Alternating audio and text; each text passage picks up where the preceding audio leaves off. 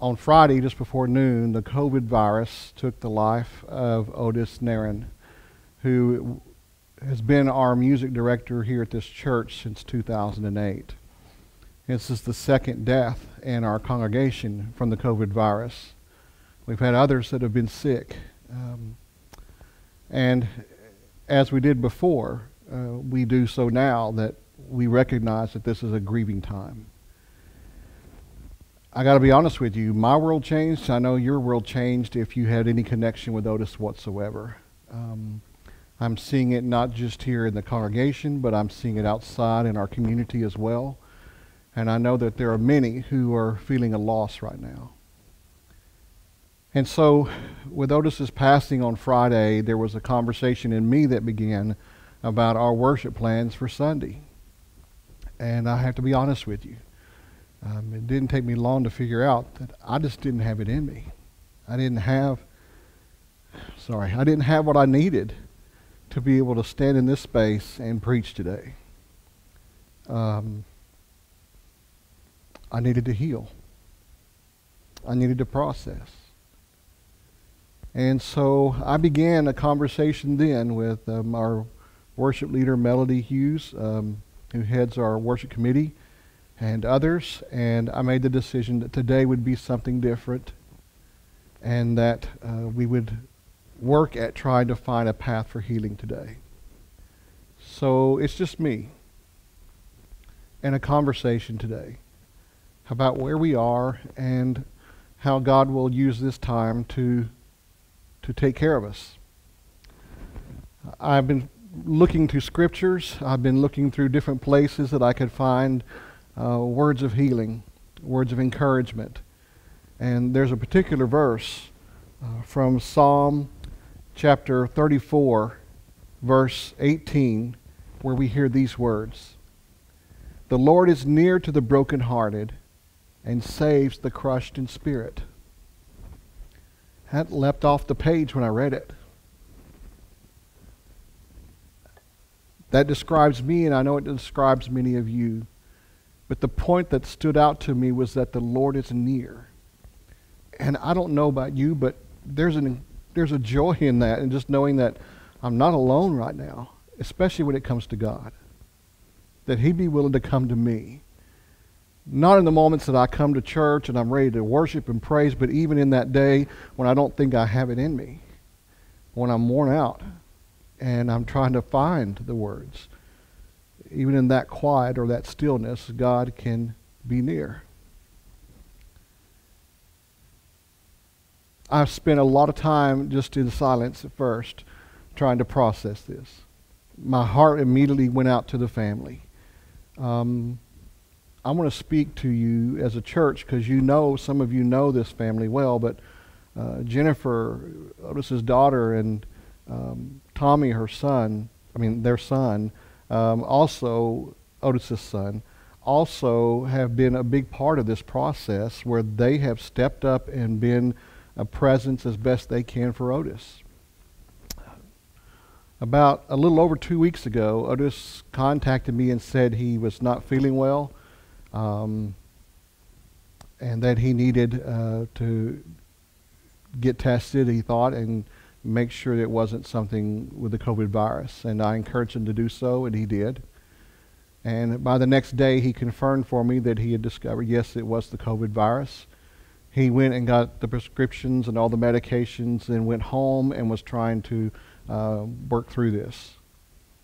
Within another day, he was noticing a rising temperature, and he went ahead and went by ambulance to the hospital. He never came home from the hospital. It was a roller coaster process. And certainly the last 24 hours he was there was a complete turn from where we thought we were going. I guess for me, this is another emphasis of how real this virus is and how much it can do. But Jennifer and Tommy have been a stronghold, and they've been a voice for Otis as well as for the congregation at times, back and forth as they've stood in the bridge of this. And I want to commend them for the courage that they've shown at a young age to stand in the place that they've been.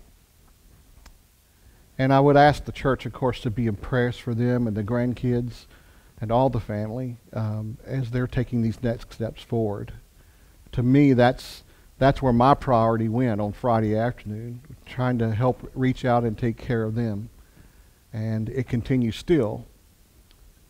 But in the back of my mind, by Saturday morning, I was realizing that I needed to speak to the congregation too. And I posted a statement to the church about what comfort I was finding in the scriptures, that Jesus wept, reminded me how much God knew what I was going through. At the same time, a God that would know that about us and experience that with us is so vastly different than any other religion I know. A God who comes to us. And as the psalmist says, he comes to the brokenhearted.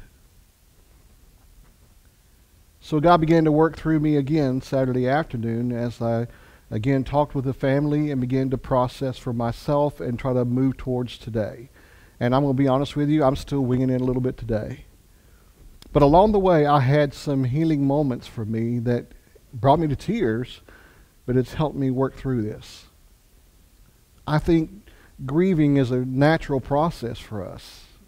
Admitting that we're lost, not trying to hide it, but not being stuck there at the same time. Somewhere in this experience, we can capture the gift of what we've really had in Otis. He's been a tremendous help to this church. He's been a pastor in ministry for the gospel. And he didn't just do it here, he did it in his community, and he did it in places before he got here. He and Judy were a team, and his love for her was so evident. And I know there's some comfort that many have made and offered in the fact that Otis is now with Judy again. And I can identify with the fact that that probably was one of the greatest things that could be seen in all of this, is that Otis's heart was struggling without Judy.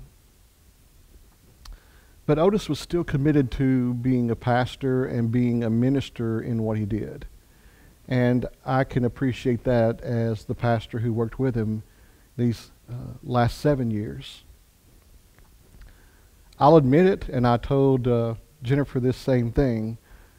Otis and I have butted heads on a few things, and we have disagreed on a few things. But I can't fault him on his passion.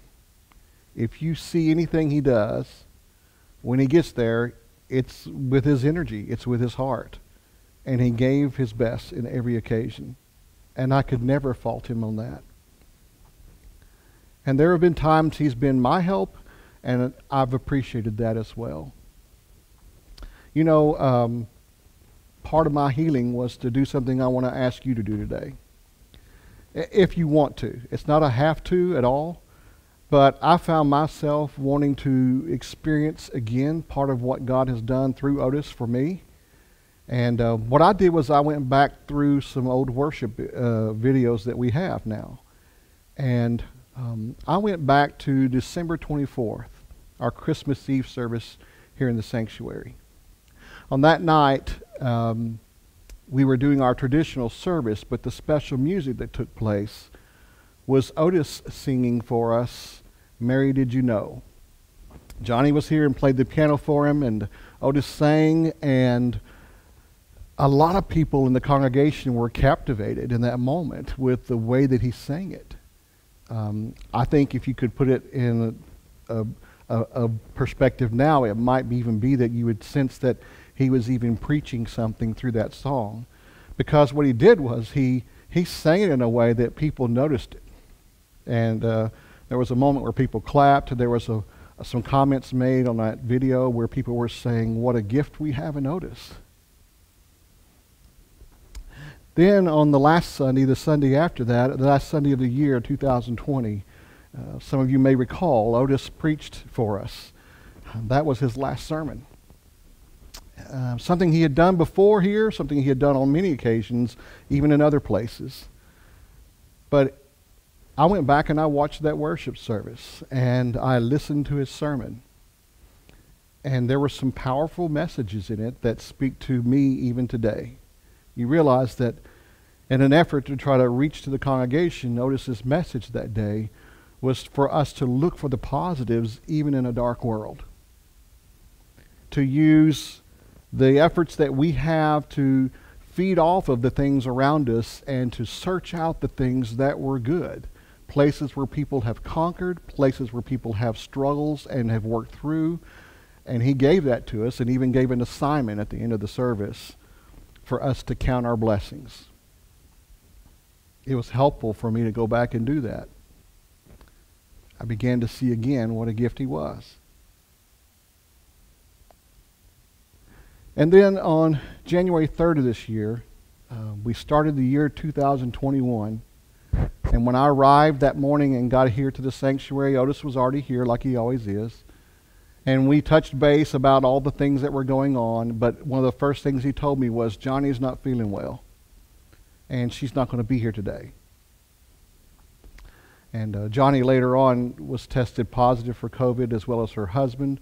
And they continue to get well. And I talked to her this morning. Today is David's birthday. And they're making progress. And she's looking forward to being back. But with Johnny out that day, we had a moment, just a few minutes, to make some big decisions. And true to his nature, Otis says, I got it. And he goes to his office and he gets his guitar out. And without any practicing or preparation, really, he starts preparing a way to lead this worship service that we had planned with Christmas carols by playing his guitar.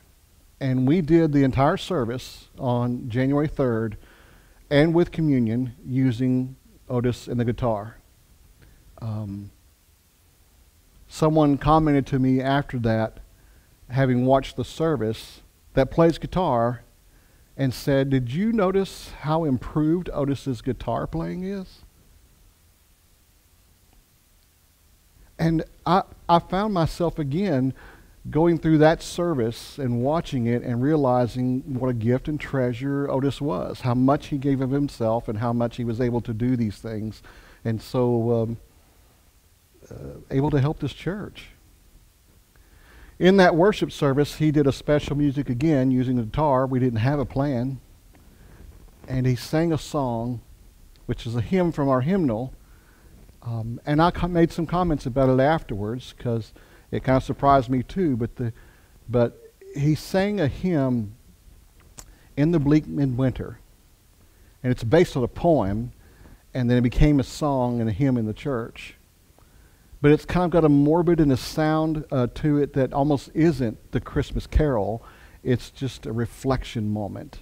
And yet the words speak about how in our dark world, God makes his gift of promise and hope and light.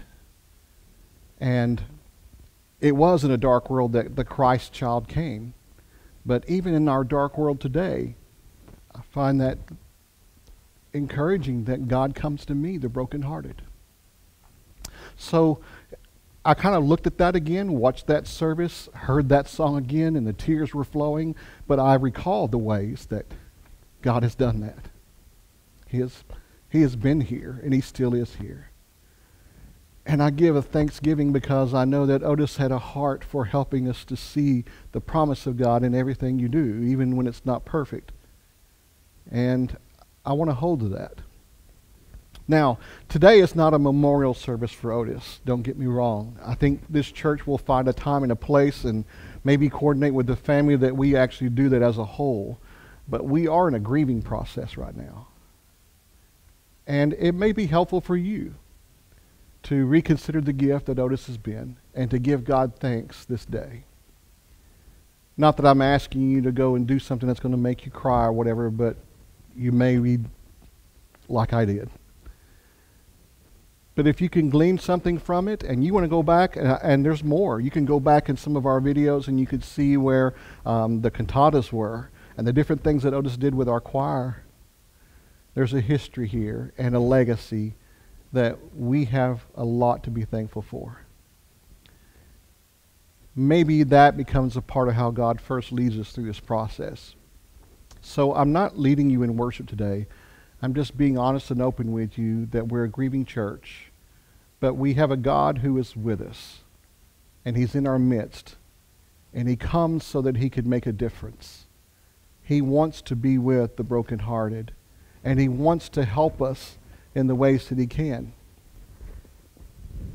As I look forward into Psalms 2, I found another verse I want to share with you. Psalm 147, verse 3.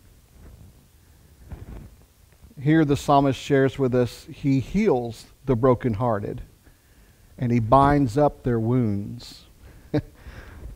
And as I read that, I began to realize that God isn't just here to tend to me, he's here to heal me. And he's here to help me. And by binding those wounds, again, I'm identified as the brokenhearted, but as binding the wounds, he's making new, he's making whole. He's letting me take the next steps forward. And my prayer is that God will do that with our church. That we'll work through the process and we'll begin to vision again and hope again of how we carried the mantle, of how we take on the joy of what Otis tried to place in our midst. And a lot that we do will be a part of that reflection of how he has influenced us, as so many others in our church have. You know, one of the things that I was encouraged to when I began ministry was that part of my job as a pastor or any person who serves in a church is to work yourself out of a job. You want to be in a place that you're actually making it so that when you're not there, it can still happen. The ministry moves forward. You don't want a church to build around you. You want a church to be empowered by you. And I think Otis tried to do that for us. We didn't see this coming. We didn't know this was going to happen on this day. But if I have a gift also to share, it's that Otis didn't leave us empty-handed. He gave us a legacy. He gave us a commitment that we can connect with and use as we take steps forward. And I think we'll be a better church. To get there, we have to heal. God has to come to the brokenhearted. He has to tend to our needs. And he has to bind up our wounds. And as we heal, we move forward.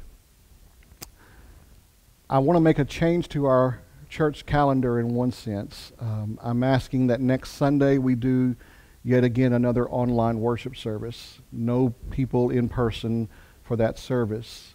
And then on the first Sunday of February, that will be the Sunday that we try to go back to our full schedule with communion and as a church reestablish our nature as being the church again the way we need to be. That will be a Sunday that you can come in person for worship or still stay online, whatever the need may be. But I'm praying that God will heal us in this next week as well. And then the week after we move forward. I'll be meeting with different committees that have a lot of work to do right now and trying to take care of our next steps and help the church heal and fill this void that we have. And we need some time to do that. I want to thank you for being a part of this today. This has not been easy for me, but this is not about me. I just want you to hear me say, I can identify with you that God's going to do a great thing. But to be a part of it, I have to heal first. God's always got time to stop and take care of the need. It's like a parent with a child, and the child falls and scrapes a knee. That parent's not going to say, get up, let's go. Well, some parents might. But this parent is going to stop and bind up that wound and get us through it so that we can take the next steps together. And that's the God I love and the God I worship today in my heart and my spirit. Thank you for making time to be a part of this. When I finish this video and we finish this process, if you'll give me a few minutes, what I'm going to do is I'm going to post a link on our Facebook group page that will take you to the YouTube videos that I used in part of this process and to make them available to you. I'll give you a few notes and tell you how to find it and how to get there. When you're there, you actually will be on the Pleasant Retreat United Methodist Church YouTube channel where you could subscribe if you want to, if you haven't already. And then when we post future videos there, you will know that we're doing that. Go back into the archives of that channel And you'll find even more videos, places where Otis made an impact on this church. Celebrate his ministry with me today. And then celebrate as well the joy of a faithful disciple who has a faith that we can hold to about God giving him something great even in this time. Today he worships with the heavenly host. And today he worships aside Judy, and he worships alongside many of the saints of this church. And he has that fullness and that glory that was a part of what he was working for and has earned in his ministry. I'm going to have a word of prayer, and then we'll finish this up. Will you join me? God, there's a stillness in our hearts that helps us to know that we don't have to heap up words. The only thing we really have to do is just be here with you. You're right here in our midst, in the homes, in the hearts, in the spirits of those who are hurting or feeling a loss today. And our scripture reminds us again, that's where you want to be. You come to the brokenhearted. And your purpose in doing so is to be with us and to not have us so much tell you as you be able to just know us. And so God, know our hearts, know where we hurt, and lead us to the places that we can, even with tears, that perhaps still give a joy and a thanksgiving for the blessing that we've had in Otis Naron. I ask God that you would help us today in this time to use it in a way that, and this day, to use it in a way that we can move closer to seeing a gift and having an identity of how it can change us. And I pray that all of us will realize that we're better for it. God, I'm asking that you surround the Naron family with your comfort and your peace right now. If there are places where we can be in ministry to them and for them, Lord, I pray that you'll just open the doors and the arms of this church to be an extension of you right now. We can meet them where they are, just as you do, Lord, and comfort and heal the brokenhearted. Finally, God, I'd ask that you would bless these lives that are connected right now for you and through Otis, that we continue to be a part of that body of Christ that we're called to be. Guide us through our next steps, the decisions, the things that we face that will take us forward. For we truly want to be your church forever and always. Amen. Thank you guys again for connecting with me, and I pray a blessing on your day. Go in God's peace.